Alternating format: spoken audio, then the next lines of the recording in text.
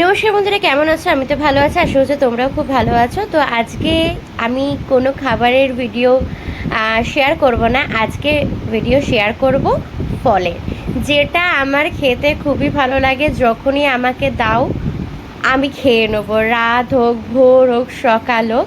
তো এখানে এখন যেহেতু লিচুর সিজন, তো এখন লিচু তো আমি নিয়ে চলে এসেছি। 1 কেজি লিচুর দাম সম্ভবত 150 টাকা পড়েছে। শশা নিয়েছি, যেহেতু আমি ডায়েট করছি, তো শশা আমি রোজই খাই। আর এখানে পেয়ারা নিয়ে নিয়েছি।